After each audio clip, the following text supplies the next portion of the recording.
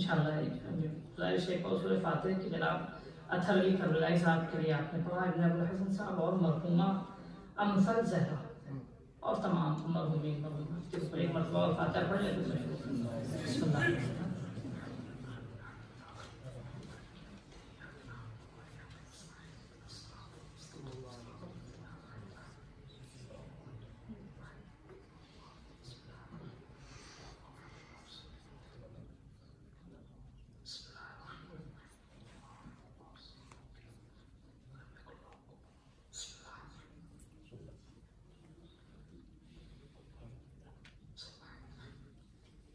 दूध पर मोहम्मद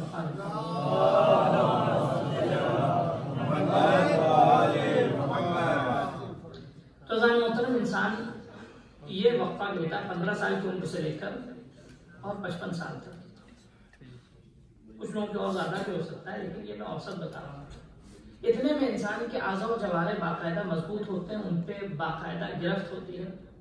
इंसान जो है अपने रोजे सही से रख सकता है, इंसान अपनी नमाजें सही से अदा कर सकता है, इंसान अपना हज अगर उस पर वाजिब हो गया सही से अदा कर सकता है और मनासिक को जिंदगी के सही से अदा कर सकता है। लेकिन इसके बाद इंसान के आज़ा में कमजोरी आने लगती है, इंसान के इरादे कमजोर होने लगते हैं।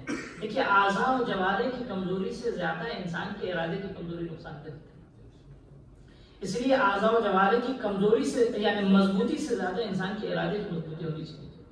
बस औकात इंसान का इरादा मजबूत हो तो 90 साल का बूढ़ा भी अंगड़ाई लेता है जवानों की तरह, है ना? देखा ना आपने करबला जवानों की तरह अंगड़ाई लेने 90 साल के जरिए इमाम हुसैन अलैहिस्सलाम से भी सच में पड़े जनाब जो है। लेकिन क्या था? इरादे की मजबूती। और इरादा अगर मजबूत हो तो चाहे शिशमाहा बच्चा भी हो अगर, लेकिन वो मजबूती के साथ मैदान में उसकी अंगाई जो है वो दुश्मन को हिला देती है। तो सबसे अहम क्या चीज है इंसान के इरादे की मजबूती, इरादे का इस्तेहकाम। मैं जो आयत आपकी हमने भी पढ़ी सूरह आराफ की आयत है 128 नंबर, उसका तर्जुमा फिर अर्ज करूंगा और इसी के ज़हन में चंद बातें कि एक नुस्खा जनाब मूसा ने दिया अपनी कौम को दिया था और एक नुस्खा जनाब लुकमान का, दोनों नुस्खे कुरान मजीद के हैं, वो आपकी खिदमत में पेश करके और अपने मजलिस को, शायद वक्त कम होगा इंशाअल्लाह, बहुत कम वक्त में फिर तफसील से इंशाअल्लाह आप सुनते रहेंगे। काला मूसा लिक़ौमिही, जनाब मूसा ने अपनी कौम से कहा। ये खिताब जनाब मूसा की कौम से मखसूस नहीं, जनाब मूसा ने कहा था, लेकिन आज भी कुरान का खिताब जारी और सारी है। इस्ताईनु बिल्लाह, अल्लाह से मदद मांगो, वस्बिरु, और अल्लाह से मदद मांगकर बेताब ना हो। सब्र का मतलब क्या होता है अजीजों? सब्र का मतलब बहुत से लोग क्या समझते हैं? खामोश रहना, गोशे में बैठ जाना, किसी से कुछ ना कहना, किसी से ना उलझना, किसी के सामने खड़ा ना होना, किसी की मुखालिफत ना करना, सबसे दोस्ती के साथ रहना। कहीं कोई कुछ छीन ले मैं सब्र कर रहा हूं, कहीं कोई मुझ पे जुल्म कर दे मैं सब्र कर रहा हूं, खामोश ना। सब्र का मतलब बिल्कुल ये यानी बातिल मफहूम है सब्र का। कुरान मजीद ने जहां जहां सब्र कहा है, सब्र का मतलब खामोशी नहीं है। सब्र का मतलब सख्तियों के सामने तहम्मुल के साथ आगे बढ़ना। सब्र का मतलब जो है वस्बिरु, खूब यकीनन जब इस्ताईनु बिल्लाह, जब इंसान अल्लाह से मदद मांगेगा। आप कुरान की आप देखिए, अल्लाह की सुन्नतें देखिए। जनाब मूसा की कौम ने अल्लाह से मदद मांगी, जनाब मूसा की कौम को छोड़ा है रसूल खुदा की कौम पे। रसूल खुदा ने अपनी कौम को दीन खुदा की तरफ दावत दी। 10 साल तक मक्के की जिंदगी, 13 साल तक आपकी मक्की की जिंदगी थी। खूब 13 साल के मक्की की जिंदगी में सख्त तरीन मुसीबतों का सामना किया, जिसमें से 3 साल आपकी जिंदगी के सबसे तवज्जो कीजिएगा, सबसे सख्त तरीन। लेकिन जब भी कोई मुसीबत आती थी तवज्जो किसकी तरफ करते थे? मदद किससे तलब करते थे? खुदा से तलब करते थे। तो जो चाहे और कीजिएगा। इस्ताईनु बिल्लाह, इंसान अपनी जिंदगी के हर कदम पे, हर मुश्किल में खुदा से मदद मांगे। वस्बिरु, लेकिन इसके साथ साथ वस्बिरु का मतलब ये नहीं कि खामोश रहे, वस्बिरु का मतलब साबित कदम रहे। यानी मिसाल के तौर पे फर्ज कीजिए, जिस नजरिए की तरवीज में आप आगे बढ़ रहे हैं, जिस नजरिए का अलम आपने अपने हाथ में लिया, सब्र का मतलब ये कि इस राह में अगर सख्तियां आए तो साबित कदम में उस नजरिए से पीछे ना। जिस फिक्र के आप मुरव्विज हैं, जिस बात के आप मुरव्विज हैं, उस बात को अगर आप पहुंचा रहे हैं, यकीनन ऐसा नहीं कि जब भी आप हक पहुंचाइएगा तो लोग एक्सेप्ट कर लेंगे। जब भी आप कोई नजरिया लोगों के सामने पेश कीजिएगा, जब भी आप कोई अच्छी बात किसी से कहिएगा तो जरूरी नहीं कि लोग पेश करेंगे। कभी होगा लोग यूं ज़बानी मुखालफत करेंगे, कभी लोग अमली मैदान पे, मिसाल के तौर पे फर्ज कीजिए इस्लाम लोगों ने कबूल किया दुनिया में, हालात बेहतर आपके सामने हैं, ठीक है, खूब इस्लाम कबूल करने के बाद ऐसा नहीं है, खूब इस्लाम करने का मतलब इस्ताईनु बिल्लाह, इंसान अल्लाह की तरफ इंसान मुतवज्जह हो गया, लेकिन इसके बाद क्या इसकी कीमत भी चुकानी पड़ेगी। रसूल खुदा ने मक्के में कीमत चुकाई। 3 साल तक शेब अबी तालिब में सख्त तरीन मुसीबतें, पत्ते चबाए, सब्ज खजूर का बीज जो है उसको पीस कर उसकी खुरदुरी रोटियां बनाकर उसको खाया। ठीक है, रिवायत कहती है कि शहजादी खदीजा का जिस्म सब्ज हो गया। शहजादी खदीजा की जिंदगी क्या थी जानते हैं? ये जो आप नर्म कालीन में बैठे ना, अरबों के दरमियान सब्ज रंग का कालीन हुआ करता था, जो सिंबल ऑफ ऑनर होता था, एजाज के लिए। यानी अरब जब किसी को बहुत बड़ा एहतराम देते थे तो सब्ज रंग का कारपेट बिछाते थे। शहजादी खदीजा का वो हुजरा के जहां फकीरों और गुरबा को तकसीम किया जाता था माल, वहां आपने सब्ज जो है वो मखमली फर्श बिछाया था। खूब ऐसी शहजादी, इस सख्तरीन जिंदगी को आपने 3 साल बर्दाश्त किया कि जिस्म आपका सब्ज हो गया। इसे कहते हैं सब्र। इसे कहते हैं, यानी कि सब्र का मतलब अपने नजरियात से पीछे ना हट जाना, सब्र का मतलब अपने इरादों से पीछे ना हट जाना, ये नहीं है मतलब सब्र। सब्र का मतलब ये नहीं कि जिस अलम को हमने हाथ में उठाया, मिसाल के तौर पे किसी चीज से हमें किसी ने रोका, खूब हमें उस काम के इजहार से रोक सकता है, उस काम के एतकाद से कोई नहीं रोक सकता है। इस पर गौर कीजिएगा। सब्र का मतलब क्या? मुमकिन है अमली मैदान में हम उसको अंजाम ना दे पाए, लेकिन नजरियाती और एतकादी मैदान में कोई मेरे तसरुफ नहीं कर सकता। मेरे जिस्म और अफआल पे लोग तसरुफ कर सकते हैं, मेरे अफकार पे तसरुफ नहीं कर सकते। तो क्या तो सब्र का मतलब क्या? इस्ताईनु बिल्लाह। जनाब मूसा ने अपने कौम से कहा कि सब्र करो, अल्लाह से मदद मांगो, वस्बिर, और साबित कदम रखो, तुम्हारे कदमों में लफ्ज़िश नहीं होनी चाहिए। इन्नल अल्फा, ये अल्लाह का फैसला है। अजीज, तो बाज़ आयतें ऐसी होती हैं कि जिसपे हमें लगता है कि आयत हमें आज खिताब कर रही है। जब इंसान दुनिया के हालात देखता है, जब इंसान अपने गिरदोपेश हालात देखता है, तो इंसान मायूस हो जाता है। इमाम सज्जाद अलैहिस्सलाम का बेहतरीन कौल है,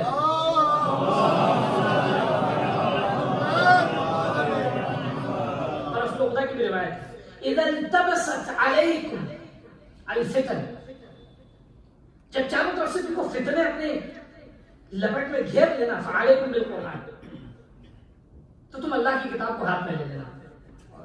यानी क्या मतलब अल्लाह की किताब को हाथ में ले लेना? हाथ में लेने का मतलब ये नहीं कि इसको तावीज की तरह लटका लेना, अपनी गाड़ी में रख लेना, नहीं, आना देखना कि इन फितरों का हल क्या है, इस किताब का है। अलैकुम बिल कुरान का मतलब इन फितरों का हल। अभी मिसाल के तौर पर फर्ज कीजिए, अब तक हम अपने आप को सबसे सेफ समझते थे, खासकर हिंदुस्तान में रहने वाले, ठीक है, लेकिन शरीफ तरीन फिक्र में जानते हैं अजीजों, कोई हमारा गला काट दे, हमारा घर जला दे, ये सब काबिल तहम्मुल है, लेकिन नजरियात और अकायद की जर्ब को सबसे ज्यादा सख्त है, ये सबसे ज्यादा सख्त होती है। खुद इसका हल कहाँ है, किसके पास है? मैं एक बहुत इंपॉर्टेंट बात है, और कीजिएगा, अभी 2 रोज पहले किसी दर्स में मैंने कहा था कि अब तक होता क्या है, फर्ज कीजिए ये दुश्मन की साजिश होती है, जब वो आजिज हो जाता है तो वो झूठे हमले करता है, वो इल्जामात लगाता है, बोहतान लगाता है, ये दुश्मन की साजिश है, ठीक है। और दुश्मन अपनी साजिश को उस वक्त सबसे ज्यादा कामयाब समझता है जब घर का बेदी लंका ढाए, इसको ज़हन में रखिए। जब वो ऐसी, ये हर जमाने की साजिशें होती है दुश्मनों की। मिसाल मैं आपको एक थोड़ा सदर इस्लाम की मिसाल दूं, यहूदी सबसे सख्तरीन दुश्मन इस्लाम की, लेकिन यहूदियों ने क्या किया जानते हैं? यहूदियों ने कुछ घर के बेदी तैयार की, ठीक है, ये जितनी भी लंका ढली है, मिसाल के तौर पे सकीफा हो या उसके बाद बनी अब्बास हो या बनी उमैया हो, ये सब यहूदियों के इशारे पे नाचने वाले हैं।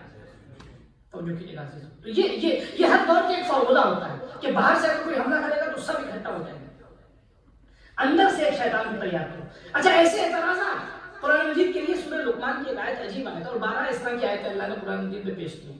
कुरान जब खिताब करता है तो लगता है आज ही नाज़िल हुआ, ये कुरान का मौजज़ा है। अलैकुम बिल कुरान का मतलब क्या? जब तुम पर फितने चारों तरफ से तुम्हें घेर ले तो तुम कुरान को अपने हाथ में लो। देखो कुरान क्या कहता है, भैया खुदा की किताब, खुदा ने खुद फैसला किया है, इन्ना नहनु नज़्ज़लना ज़िक्रा व इन्ना लहु लहाफ़िज़ून, हमने इस जिक्र को नाज़िल किया है, दुनिया लाख कोशिश कर ले मैं इसकी मुहाफ़ज़त करूं। एक सवाल पर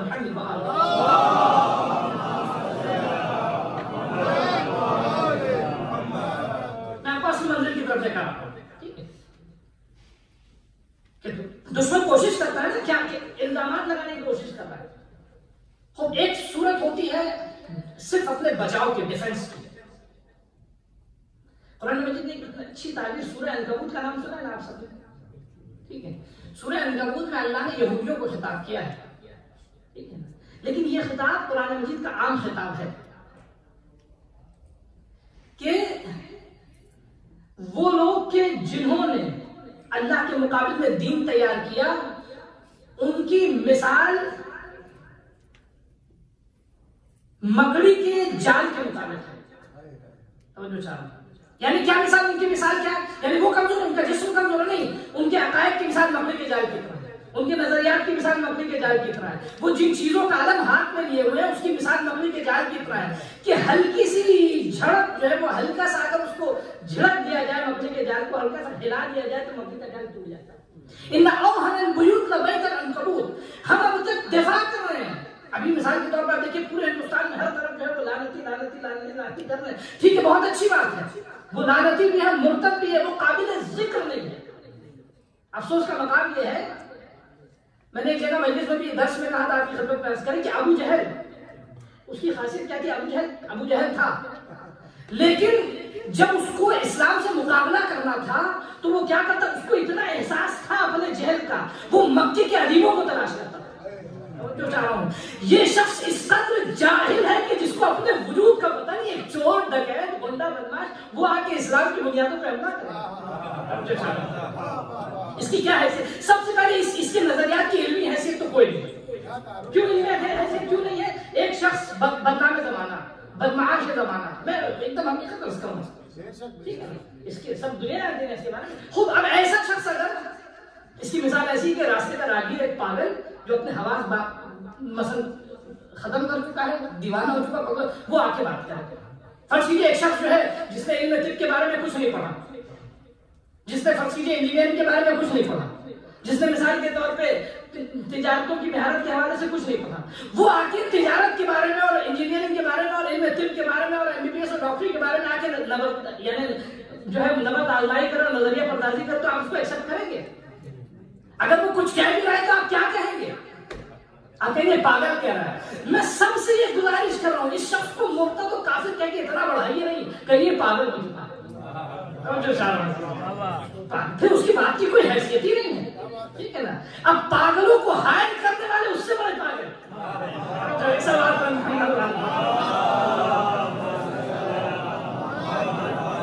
मैं बहुत यानी खुद एक शख्स मैं जिस शोबे का माहिर नहीं हूँ, जिस शोबे का आलिम नहीं हूँ, उससे मैं नजरिया पर्दाजी कर सकता हूँ। इस शख्स ने दीन के बारे में क्या पढ़ा है? सिर्फ एक अलिफ लाम मीम का मफहूम बता दिया। जो शख्स कुरान के बारे में नहीं जानता, वो कुरान के बारे में आके नजरिया दे, वो आए कहे तो कुरान को अमेंड करो, कुरान में ये निकालो, कुरान में वो पढ़ाओ। ये शख्स क्या है? इसका मतलब ये कि यानी अब तक हम अपने इतनी एनर्जी जाया कर रहे हैं दीवाने और पागल के पीछे।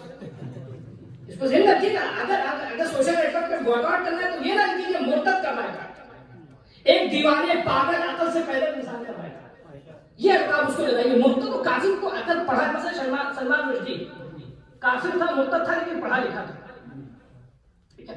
सही। देखिए असल मुकाबला भी उसके लिए भी चाहिए सामने खड़ा कौन है।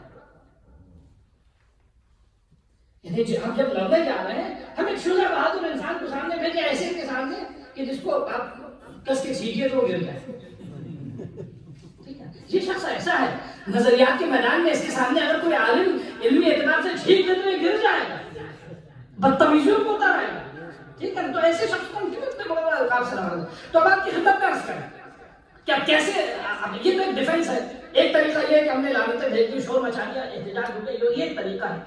इसके बाद दूसरा तरीका क्या है? गौर कीजिएगा, कुरान मजीद ने क्या कहा है कि इस्लाम के अलावा जितने भी बातिल नजरियात और अकायद हैं उनकी मिसाल मकड़ी के जाल की तरह है। मकड़ी के जाल की तरह इतने कमजोर है कि अगर कस के हिला दिया जाए तो टूट जाएंगे, तार तार हो जाएंगे अजीजों। अब यही हाल है। अब अपना अगर सिर्फ हम लानतों से डिफेंस नहीं करेंगे, अपनी आजिज़ी का इजहार नहीं करेंगे, बल्कि जो शख्स जिस एतबार से भी एक एक नजरिए को उठा लीजिए, एक एक अकीदे को उस मजहब को उठा लीजिए और उस पर एतराज़ात करना शुरू कर दीजिए। अगर दुनिया भर में इतनी बड़ी तादाद में मुसलमान, हर मुसलमान अगर एक एतराज उस दीन और मकतब और मजहब पे एतकादी इल्मी करेगा तो खुद ब खुद वो शर हो जाएगा। आप मिसाल के तौर पर फर्ज कीजिए ऐसी चीजों को तुम मान रहे हो कि जिसको साबित नहीं कर सकते। जनाब इब्राहिम ने बुत परस्ती को कैसे गिराया जानते हैं? जनाब इब्राहिम जब गए तो बहुत इस्तेदलाल नहीं किया, गए एजाज देखिए कि कैसे जो कमजोर होता है तो उसको कितनी आसानी से जो शर्मसार कर दिया जाता है। सारे बुतों को तोड़ दिया, सबसे बड़ा वाला बुत छोड़ दिया, सबसे बड़ा वाला बुत छोड़ दिया। ये नजरियाती जरूरत थी। आज ऐसे ही पूछे कहा कि इन्ना वजन ना फतन यद को आले तरह। हमने एक जवान को देखा है जो हमारे खुदाओं को बुरा भला कहता है, बुला बुला पकड़। जनाब इब्राहिम को बुलाया गया। जनाब इब्राहिम ने कहा क्या तुमने ऐसा, जनाब इब्राहिम से पूछा तुमने ऐसा किया? कहा कि नहीं मैंने तो नहीं किया, ये तो सबसे बड़े वाले बुत नहीं कर रहे। और जो चाह रहा हूं आप नजरियात की कमजोरी का अंदाजा लगाइए। जैसी कहा सबसे बड़ा वाले बुत नहीं गिराया, लोगों ने देखा फिर अपना सर झुका दिया। कहा कि ये बुत कैसे गिरा सकता है? तो आपने कहा कि तुम ऐसे को खुदा क्यों मानते हो जो अपना दिफा कर सकता है?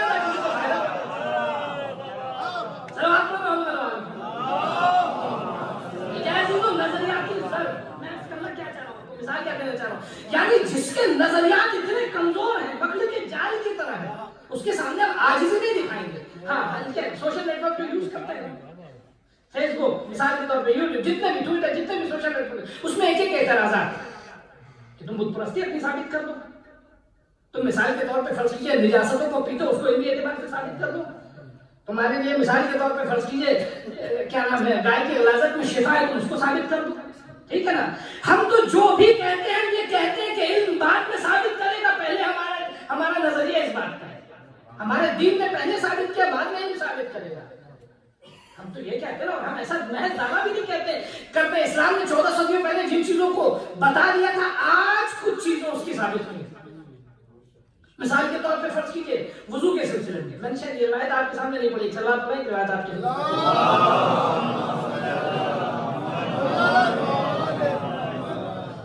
वो रिवायत बाद में बताऊंगा। पहले एक बीमारी जो चली, एक इससे पहले 8 साल पहले एक बीमारी चली 2007 और 8 में, H1N1 स्वाइन फ्लू।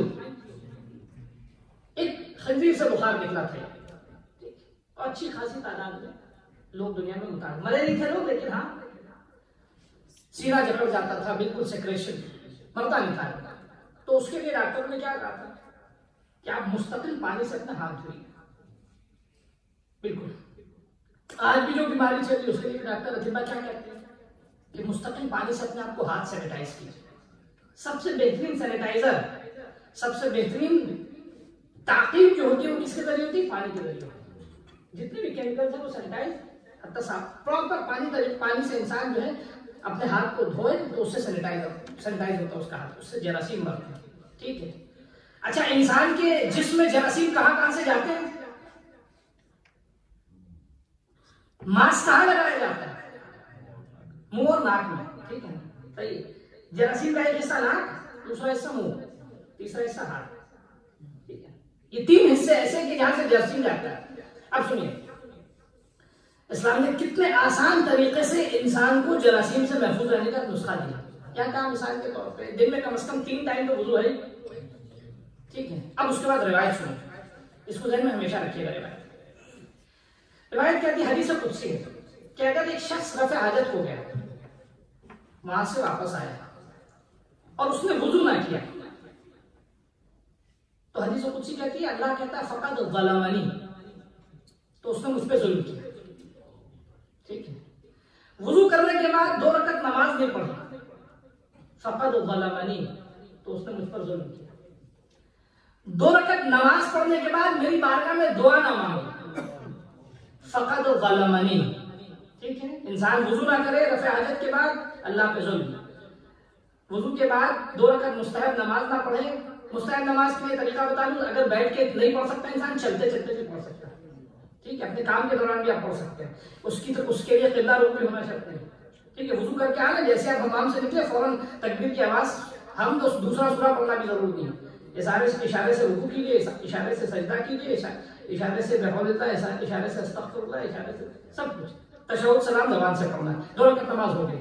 जिसने वुजू रफ़े हाजत के बाद वुजू ना किया, मुझ पर जुल्म किया। वुजू के बाद 2 रकअत नमाज ना पढ़ी, मुझ पर जुल्म किया। 2 रकअत नमाज के बाद अगर मुझसे दुआ ना मांगी, मुझसे जुल्म किया। और जब वो दुआ ना मांगे और मैं मुस्तजाब ना करूं तो मैं जालिम।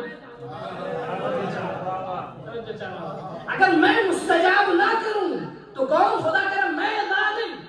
अल्लाह अकबर। अब ये बताइए, इंसान दिन भर में कितनी बार जाता है? यानी क्या मुस्तकिल इंसान बावजूद रहेगा कि नहीं रहेगा? उसके बाद यूं भी हर हाल में, चाहे इंसान रफ़े हाजत के लिए जाए ना जाए, मुस्तकिल बावजूद रहना इंसान के लिए मुस्तहब है। तो अब ये बताइए, 14 सदियों पहले इस्लाम ने मुस्तकिल बावजूद रहने की हिदायत दी। अब जब इंसान मुस्तकिल बावजूद रहेगा तो ना नाक से उसके जरासीम जाएंगे, ना मुंह से जरासीम जाएंगे, ना हाथ से जरासीम जाएंगे। ये क्या ये नुस्खे? मैं क्या कहना चाह रहा हूँ कि इस्लाम ने 14 सदियों पहले हिदायत दी है। जब इल्म बढ़ता जाएगा तो इल्म के लिए साबित होता जाएगा। तो अब क्या कहने का मकसद ये कि हमें अपने आप को प्रूफ नहीं करना है, बल्कि अब हम जो कमजोर है नजरिया, हाँ मुमकिन है जिस्मानी एतबार से असलहा, तादाद, तुम्हारा लहू लश्कर, ठीक है, तुम इससे जो है डरा सकते हो, अपने जोर दिखा सकते हो, लेकिन जो है असली जरूरत होती है नजरियात की जरूरत। हमें अपने नजरियात को महफूज रखना, हमें अपने अकायद को महफूज रखना। अगर कौमें बाकी रहती है अजीजों, अब याद रखिए, मैंने शायद पहले किसी मजलिस में कहा, जिस कद्र अहले बैत के चाहने वालों को सदर इस्लाम से लेकर आज की सदी तक कत्ल किया गया है, इतना किसी कौम को नहीं मारा गया। तो जो कीजिएगा अजीजों, एक परिंदा था, इसको जो है क्या एलिफेंट बर्ड कहा जाता था। ये 8000 साल पहले पाया जाता था।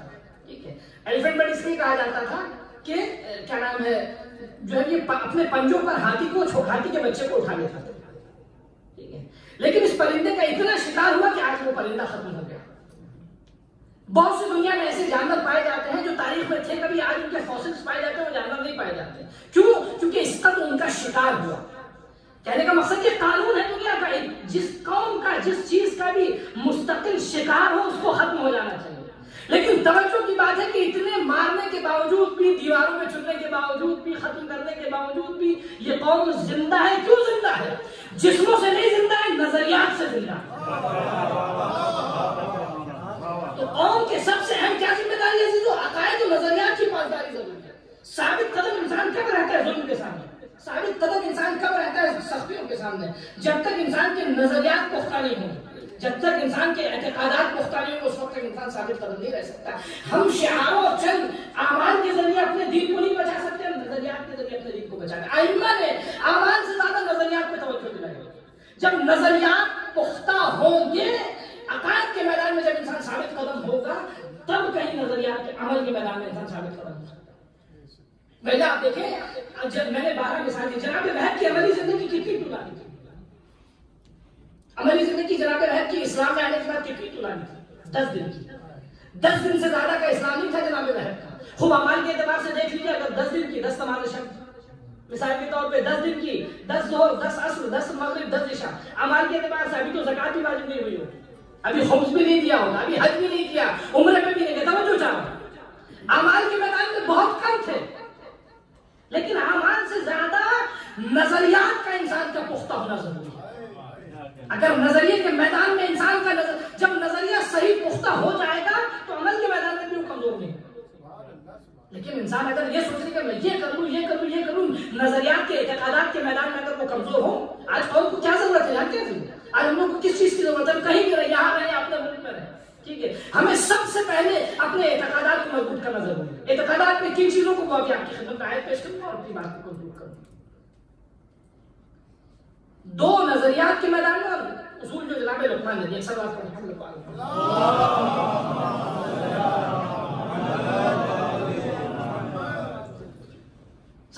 इंसान जो है कैसे साबित कदम कैसे रहता है, वस्बिरू, कैसे इंसान, वस्बिरू का मतलब यानी पैर जमा के खड़ा रहना, जान चली जाए, प्यासे रह जाए, भूखे रह जाए, घर जल जाए, लेकिन अपने दीन से सौदा नहीं करता।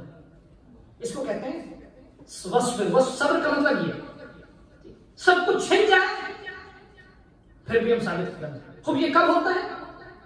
इसके लिए सबसे पहले क्या जरूर जानते हैं? सबसे पहले इंसान जिस दीन की राह में इतनी कुर्बानी देने को तैयार होगा, सबसे पहले उसको समझ लो। दीन को समझने से पहले दीन के भेजने वाले को समझ लो। दो चीजों में अगर इंसान का ईमान पुख्ता हो जाए उसके बाद इंसान कभी भी उसके कदमों में लफ्ज़ नहीं हो सकती। एक खुदा पे सही ईमान, तो दूसरा आखिरत पे सही ईमान। यानी खुदा को इस तरह खुदा पे ईमान हो जाए कि उसका सब कुछ छिन जाए लेकिन शिकवा ना करे। मौला कायनात कहते हैं कि मसला तौहीद अल्लाह तत्तहिमहु वला ततवहमहु। अल्लाह की वैदानियत ये कि कभी जो है अल्लाह पे इल्जाम ना लगा। अच्छा, आप कहेंगे मौलाना हम कहाँ इल्जाम लगाते हैं अल्लाह पे? हम तो अल्लाह की नमाजें पढ़ते हैं, रोजा रखते हैं, हमें घर में कोई मर जाता है, अल्लाह के सबको हयात दे तो हम इन्ना लिल्लाह व इन्ना इलैहि राजिऊन कहते हैं। लेकिन आप इल्जाम कैसा होता है? देखिए, कभी ऐसा हुआ है कि कोई मुसीबत आई है तो आसमान की तरफ देखा हो?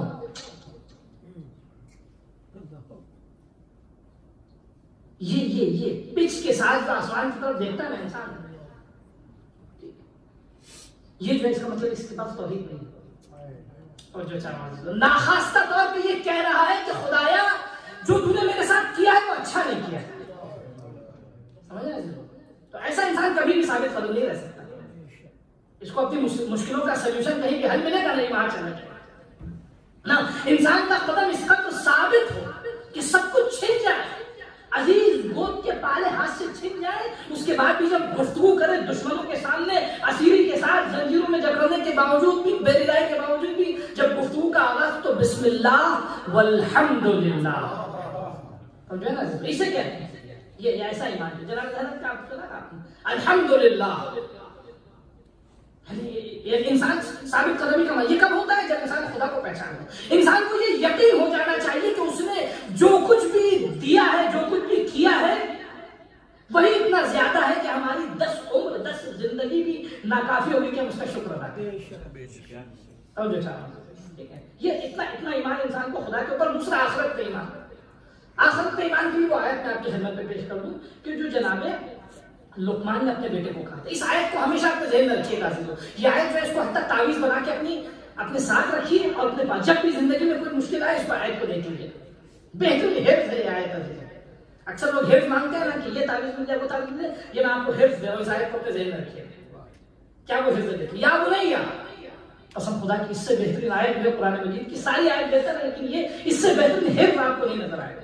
या बुनैया, ऐ मेरे बेटो, या ऐ मेरे बच्चे, इन तको इन्नहा इन तको मिस्काल हब्बतिन मिन खर्दलिन फतकुन फी सखरतिन औ फिस समावाति औ फिल अर्द याति बिहा अल्लाह इन्नल्लाह लतीफुन खबीर। इस हिफ्ज़ को अपने ज़हन में तर्जुमा बता दूं। आयत नंबर पहले आपको बता दूं, सूरह लुकमान की 16वीं आयत है।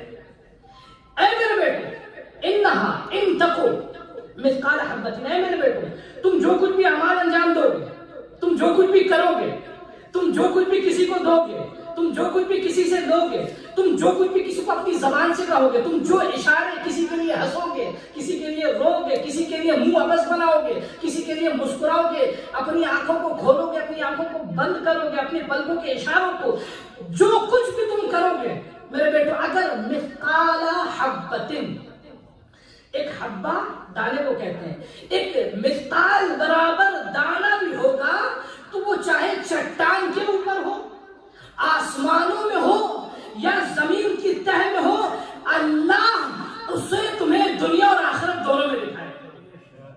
यानी क्या मतलब अजीजों? यानी इंसान को फमन यअमल मिस्काल ज़र्रतिन खैरन यरा व मन यअमल मिस्काल ज़र्रतिन शर्रन यरा। अगर इस आयत पे इंसान यकीन कर ले तो याद रखिए किसी की जमीन नहीं छूटेगी, किसी का घर नहीं टूटेगा, किसी की दुश्मनी नहीं होगी, कोई लड़ाई नहीं होगी, कोई मजाक किसी का नहीं उड़ाएगा, कोई किसी का मार नहीं खाएगा, कोई किसी का हक नहीं मारेगा, कोई किसी पे सितम नहीं करेगा, कोई किसी पे जुल्म नहीं करेगा। क्योंकि मालूम है हम अगर जुल्म करेंगे तो मेरे साथ भी हिसाब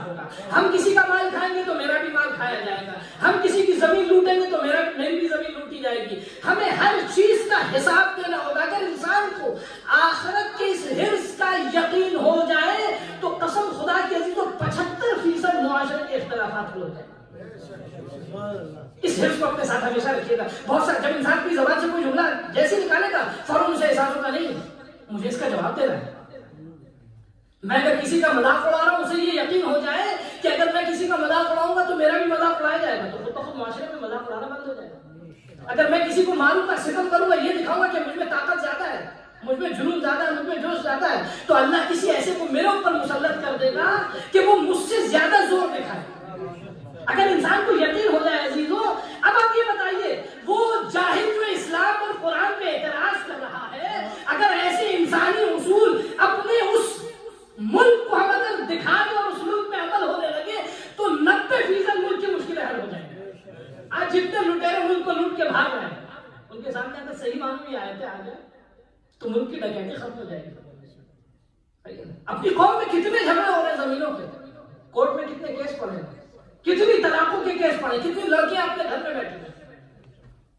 ये क्यों हो रहा है ऐसे? इसलिए कि इंसान को अपनी आखिरत, यानी कहता तो है कि आखिरत कयामत में उसी दिन दीन की जड़ें 5 है, ठीक है, अगर दीन की जड़ें 5 है तो 5वीं गई कहां? ये जरूरी है। तो आखिरत अच्छा, बस मैं आपकी बात को कंप्लीट करूं क्योंकि एक और मजलिस भी है। आखिरत को अच्छा होने के लिए क्या है? सबसे पहले इंसान नजरियात उसके अकायद सही होना है। अकायद में क्या सही होना है? तौहीद और कयामत। यह रिसालत और इमामत उसके बीच का रास्ता है।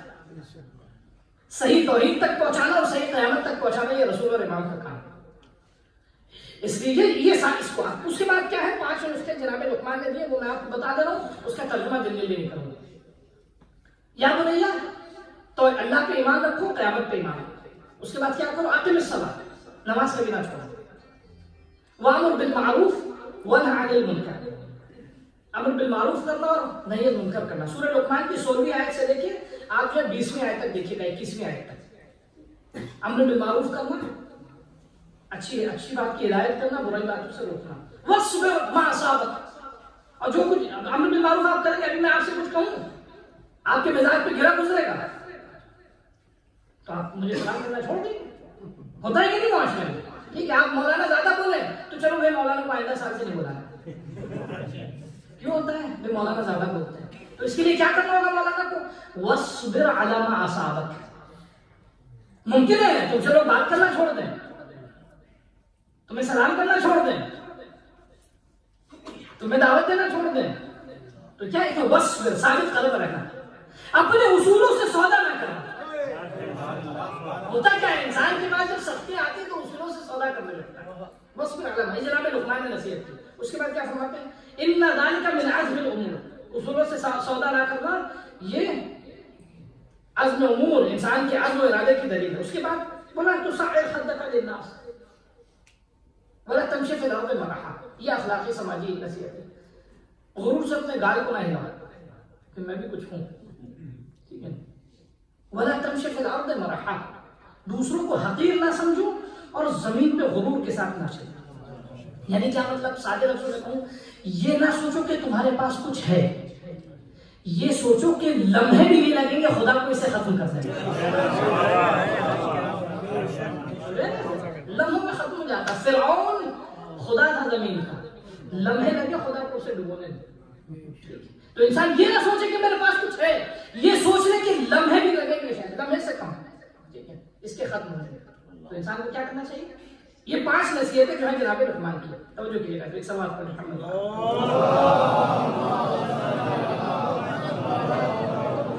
तो आखिरत अच्छी कैसे हो? 2 चीजें, नजरियात में हमारी तौहीद अच्छी हो जाए और आखिरत पे ईमान अच्छी हो जाए, और ये 5 चीजें। नमाज कभी ना छोड़े इंसान, अमर बिल मारूफ नहीं मुनकर ना छोड़े, नहीं मुनकर अमर बिल मारूफ में जो मुसीबतें आएंगी उसको बर्दाश्त करें, गुरूर ना करें और तकब्बुर ना करें। ये उसूल है, ये अगर इंसान के पास है यही आखिरत की अच्छी आखिरत की दलील। अगर ऐसी आखिरत अगर ये इंसान करता है तो उससे खुदा भी राजी, रसूल भी राजी, अहले बैत भी राजी। ये उस बस मैंने अपनी बात को कंक्लूड किया।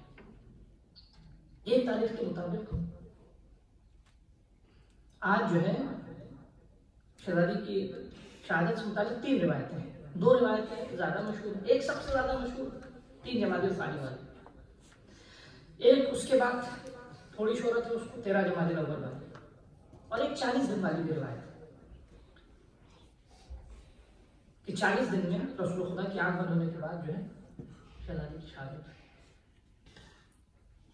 अब देखिए शहजादी इस आयत का बेहतरीन मिस्दाक, वामुर बिल मारूफ वन्हा अनिल मुनकर, अम्र बिल मारूफ करो और मुनकर से रोको, वस्बिर अला मा असाबक, और जो तुम्हें सख्ती आए इस्लाम में उस पर सब्र करो, है ना। अब मैं आपसे एक सवाल करूँ, मरसिया में जनाब अली असगर की शहादत का मरसिया पढ़ा है, आपने गौर किया? अली असगर से भी एक कमसिन बच्चे की शहादत हुई। अली असगर की शहादत तो दुनिया में आने के बाद हुई। फातिमा ने इसरा में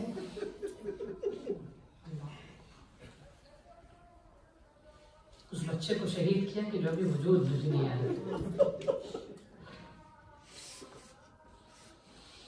अजीजों, बस दो मंजर आपके हवाले करना है और उस पर फिर आप जितना रो सकते हैं, और जो आंसू आपकी आंखों से निकली जो है वो मरहूम के लिए और जितने भी मरहूम के लिए मजलिस के लिए ऐसा सवाब नहीं। ये बताइए शहजादी का दिल कितना गमज़दा था, किसी को अंदाजा है? किस कदर आपको दर्द था, किसी को अंदाजा है? कसम खुदा की अगर ये शेर ना होता तो हम समझ ही ना पाते। दो चीजें ऐसी हैं कि जिससे समझ में आया कि शहजादी पे कितने दर्द होते हैं। मैं समझ ही में नहीं आता, तो जानते हैं क्यों? रिवायत कहती है कि शहजादी को तकलीफ होती थी, दर्द होता था, चेहरा मुरझाता था। दर्द का असर इंसान के चेहरे पे जाहिर होता है ना, लेकिन जैसी मौलाए कायनात घर में आते थे आप मुस्कुराते लगते थे।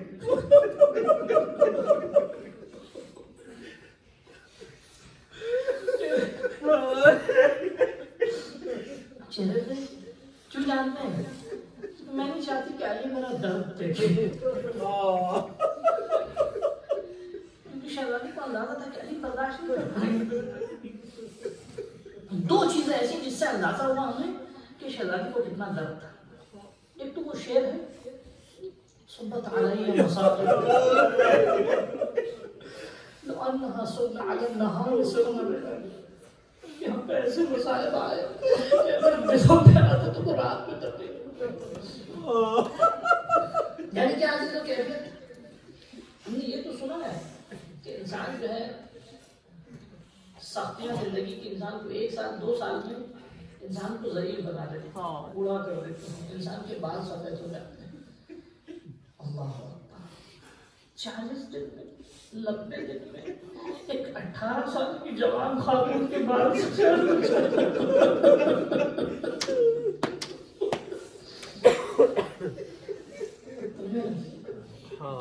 क्यों जानते हैं? क्या दर्द था जानते हैं? रिवायत कहती है, बस ये रिवायत पे मैं मजलिस खत्म कर दूंगा। रिवायत कहती है कि शहजाद रसूल खुदा की वफात के बाद जनाब जिब्राइल शहजादी के पास आते थे और आके बस इस पे जितना रोना रो लीजिएगा, आके शहजादी को तसल्ली देने के लिए कि कोई है, उनको दिलासा देने के लिए रसूल खुदा के बाद से लेकर क़यामत तक जो कुछ भी उनकी आल पे गुजरेगा और जो कुछ भी उनकी आल के साथ होगा वो शहजादी को बताते थे और शहजादी उसका इमला करती थी, मौलाए कायनात को कहती थी, मौलाए कायनात लिखते थे। अच्छा, मैं आपसे सवाल करूँ, जनाब जिब्राइल ने जब सुनाई होगी खबर तो शहजादी के बाद सबसे पहले अली की ज़र्ब की खबर सुनाई, अली के बाद हसन के पारा जिगर की खबर सुनाई होगी, हसन के बाद करबला का वाक़या सुनाया होगा, करबला के वाक़े के बाद शाम की असीरी सुनाई।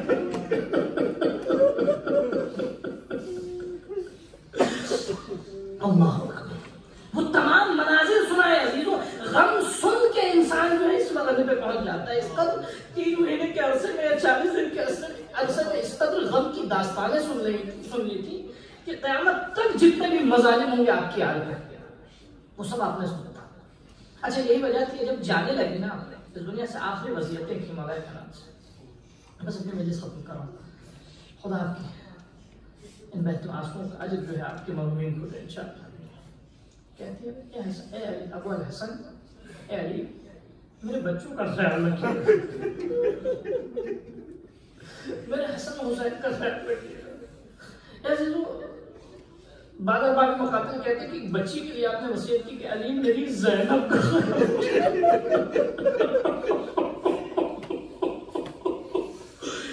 जब शहजादी चली गई ना, बस आखिरी वक्त बात खत्म,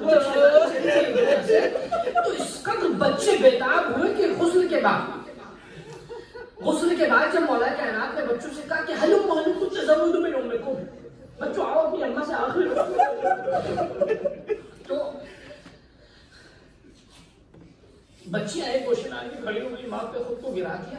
दो बच्चे सामने खड़े हसन हुसैन कि बाबा हम नहीं जाएंगे। अब तक तो रस्म और रिवाज मामा का ये था, अम्मा का ये था कि जब हम आते थे तो बाहें फैलाते थे, अब जब तक अम्मा हाथों को नहीं लक़द अन्नत वहन्नत वमद्दत यदा, ऐसे सब बंदे को मेरे बच्चों ऐसी तो आवाज आई कि अली बच्चों को हटा लो, इन बच्चों के रोने से आंसू आने लगे।